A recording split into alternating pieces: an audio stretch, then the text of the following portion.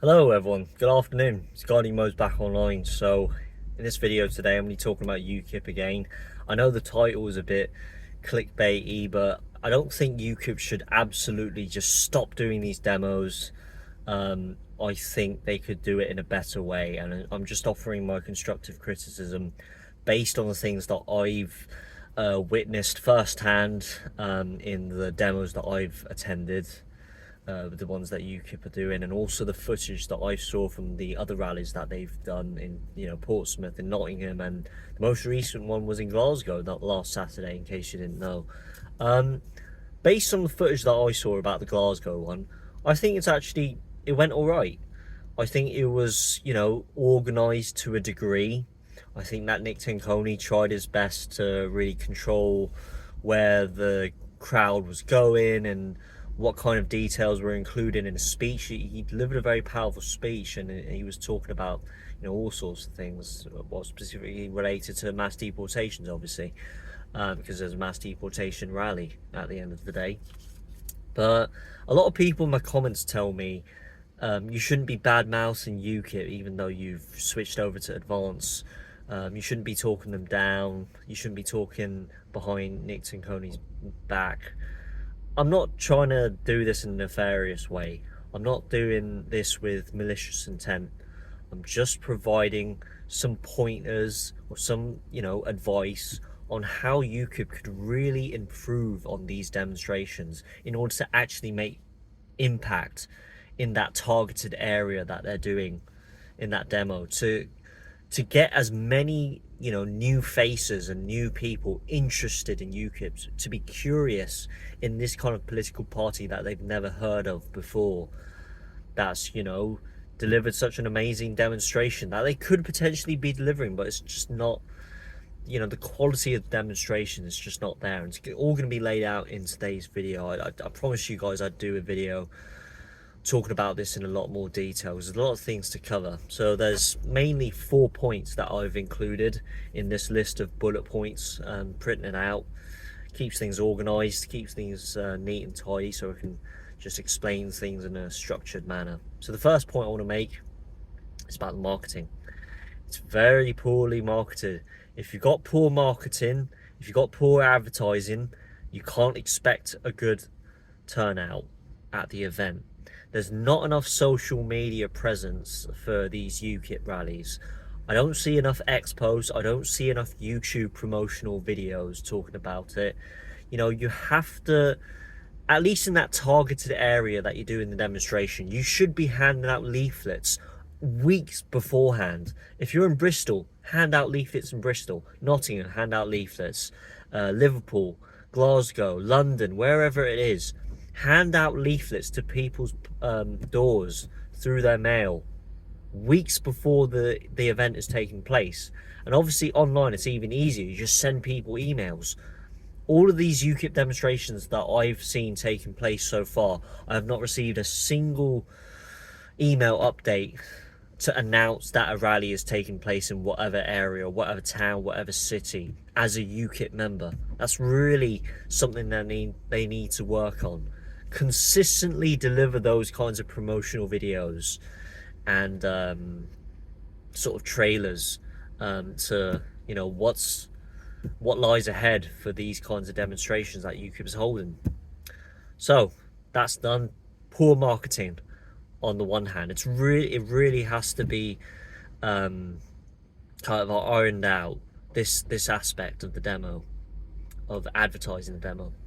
Second point, lack of organisation. I talked about this. There's a lack of sequencing. There's a lack of structure to the way that these demos are run. Based on the demos that I've been to personally, there's lots of people just circling around a single area. Nick Tenconi and his leadership team, they failed to just inform the crowd of, how the day is going to go, what the demonstration is all about. Are there any new faces here that have you ever attended a protest or a demonstration before? Do you know what UKIP is all about? What's going to happen? Number 1, 2, 3, 4, 5. You got to have a sequence from A to B to C of what's going to happen at each stage throughout the demonstration, so that the crowd of demonstrators are informed on how the event is going to turn out. Because I saw a lot of comments and feedback on other people's YouTube channels on their videos talking about this UKIP rally. I recently went to this UKIP rally. It was utterly, just absolutely useless. There's lots of people, as I said, just circling, dilly-dallying around a particular area. There's no structure to how the rally is going to be carried out. There's people doing multiple things at once. There's one group just over there confronting face to face with those Antifa lefty loony clowns. There's another group doing interviews and putting their faces in front of the cameras. There's other people negotiating with Nick Tinconi on what to do, and he's reading through the script. There's no real structure. But from what I saw from the Glasgow rally, it seems, you know, relatively kind of organised. So I've seen Nick Tinconi actually improve on the Glasgow demonstration. I was quite impressed.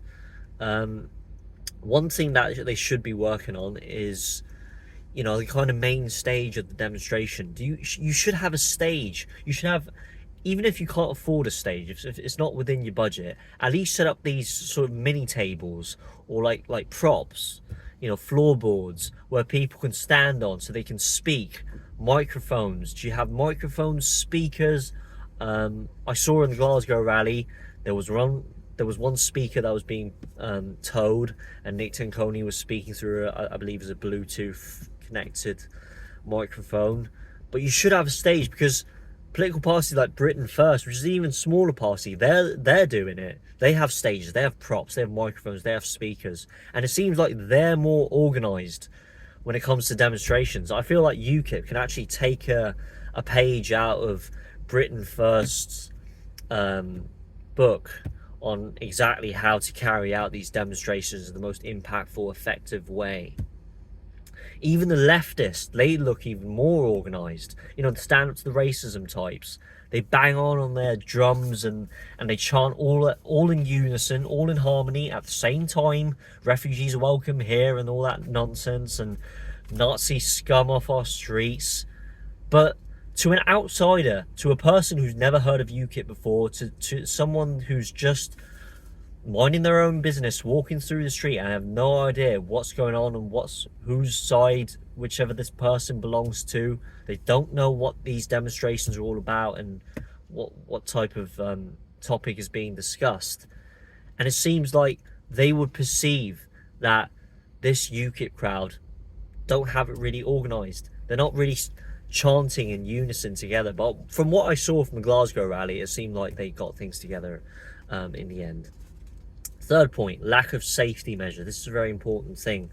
From my experience, getting to the venue, you know, the Bristol demo, the Bournemouth demo, there wasn't really a safe entry and exit to the rally. It felt quite, maybe I'm a bit, you know, critical, I'm a bit too harsh, but from the outset, you know, when you first step into the demonstration, there isn't really anyone guiding you through to the demo. You know, there isn't anyone who's part of the UKIP team who's either working as a marshal or as a security team. You should be having people who are working maybe possibly as volunteers that are invited to this UKIP demonstration, who want to participate to be marshals or to be part of the security team, who will wear high-vis vests or, like, you know, light purple bibs. I'm just making things up at this point, to guide people safely to enter through the rally and also exit the rally. Last time I attended that Bristol rally, there were two ladies who attended that rally.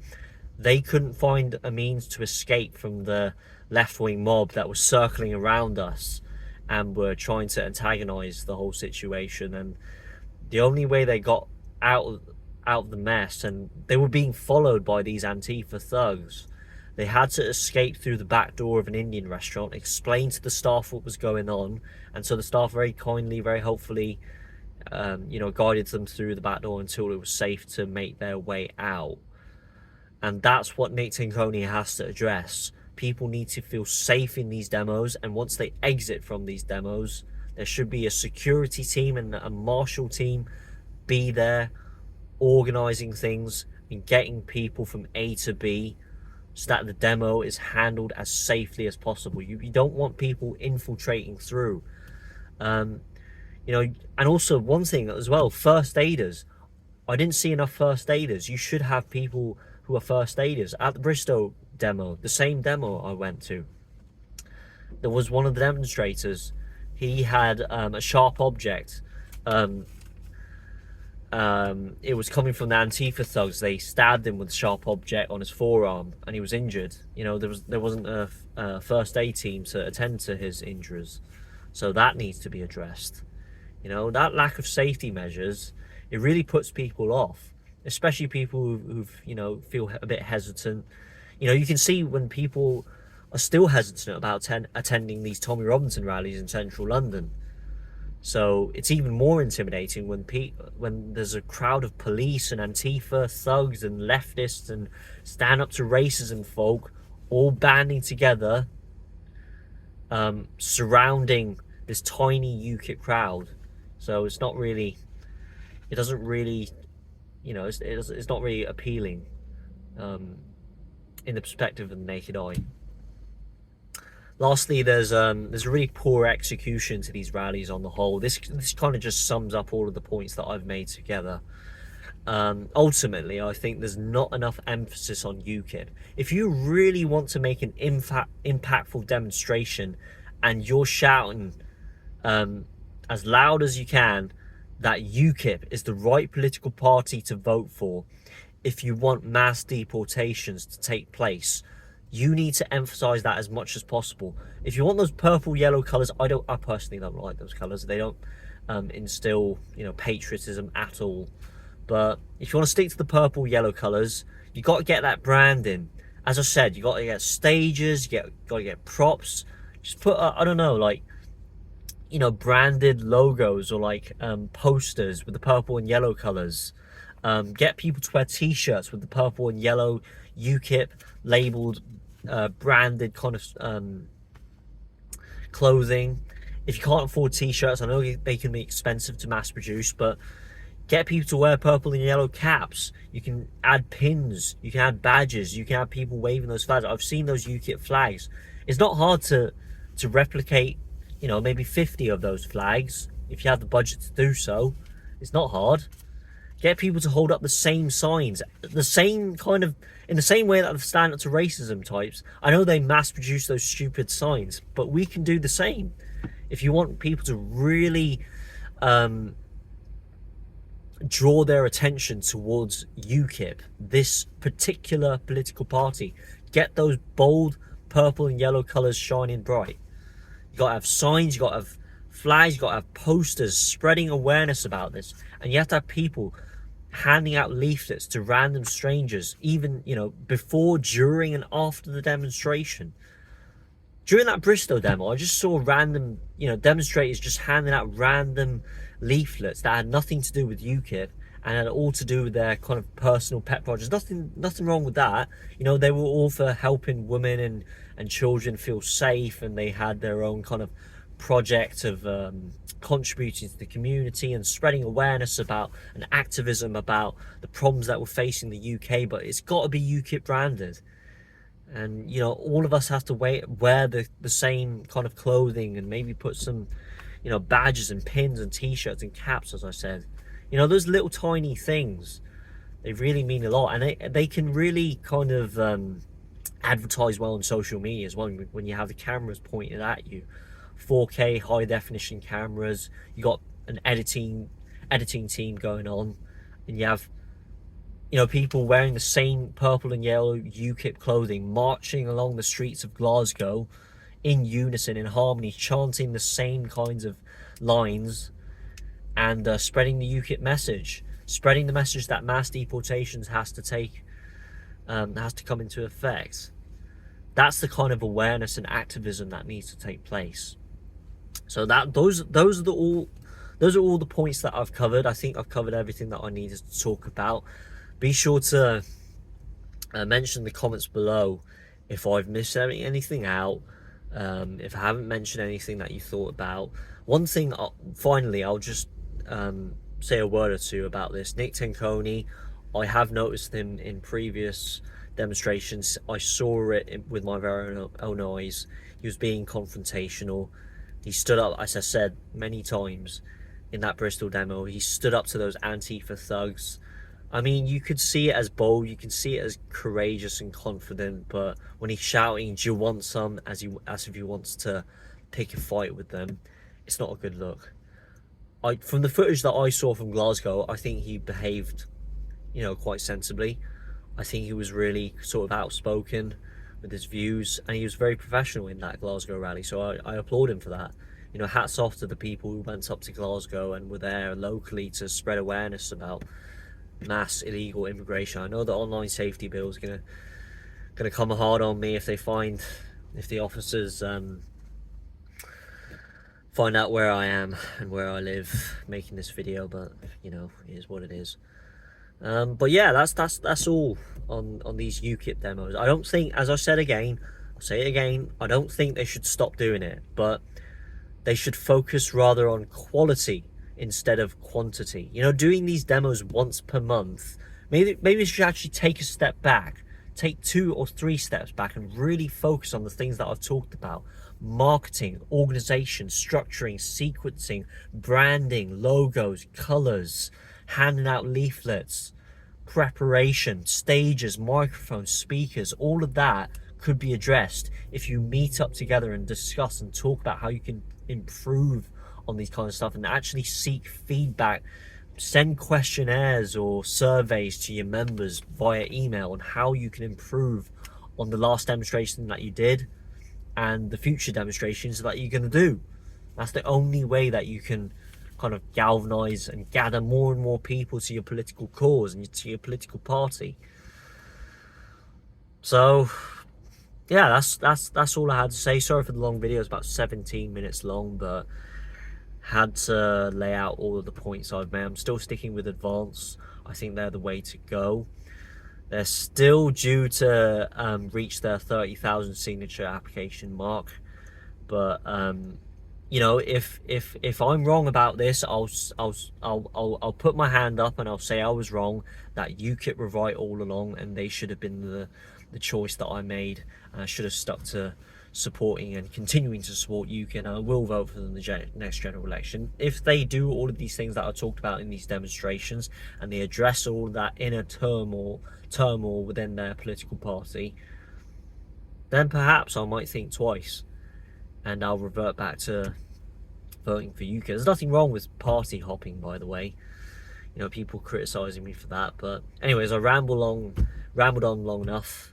Mouth's getting dry. So I'll see you in the next video. It's Guardian Most Clocking out. Be sure to comment down below, and I'll see you next time. Have a good day.